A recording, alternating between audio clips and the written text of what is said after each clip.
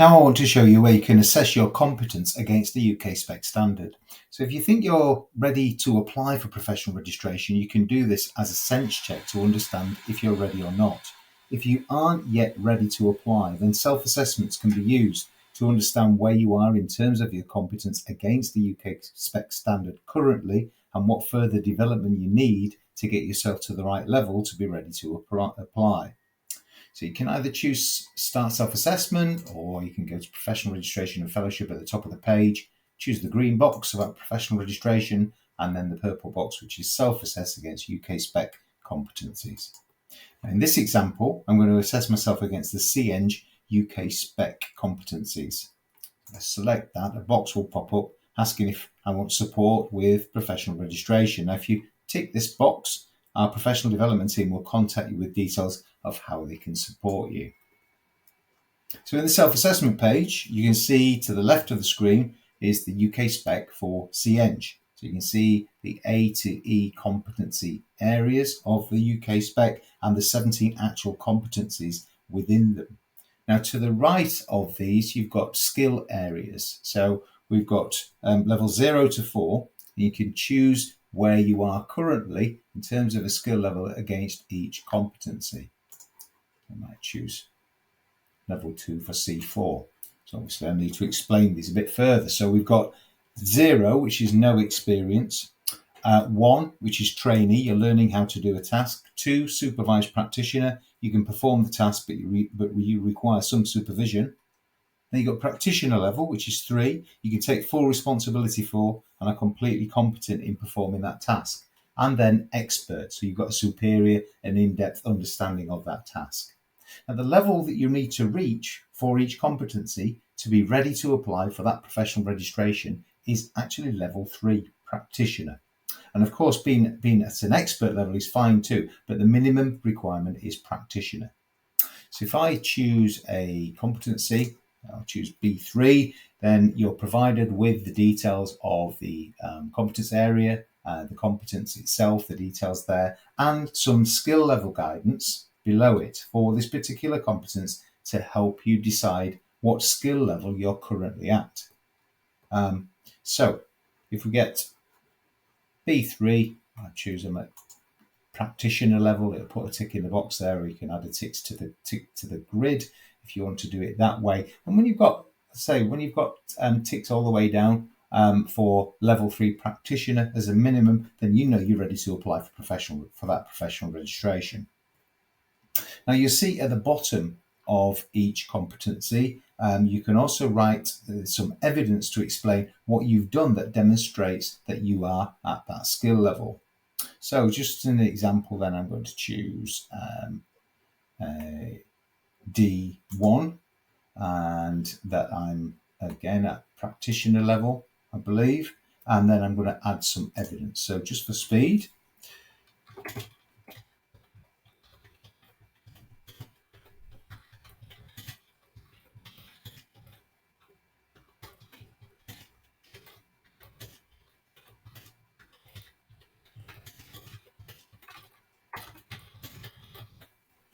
there's an example there. And then if I click on save and next, and then if I go to, so I've saved all that information in, go to the top of the page and click on assessment. Now on this page, I can then preview my current assessment summary report, if you like. So if you preview it, you'll be able to see that the assessment summary, it's only got those competencies that are provided my skill level 4, and in particular here you can see D I've provided, it's got the evidence that I provided in there as well. So I can also download that if I wanted to as a document.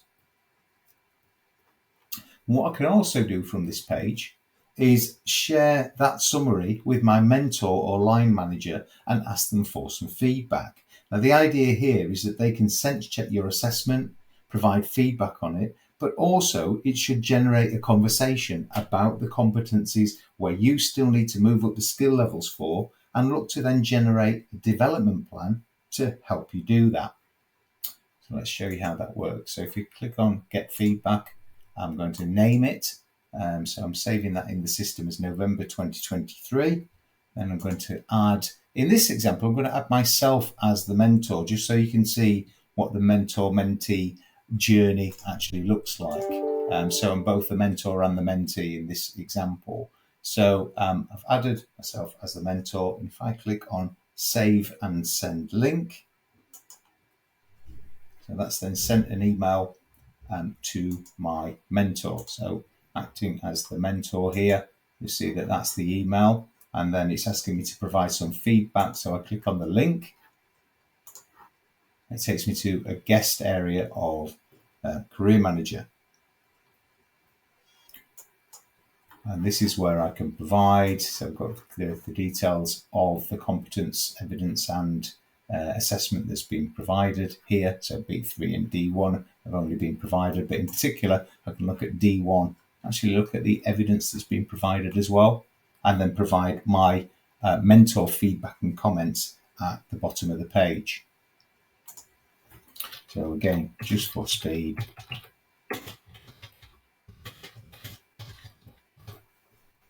so if I save that information in there, my feedback, click on next,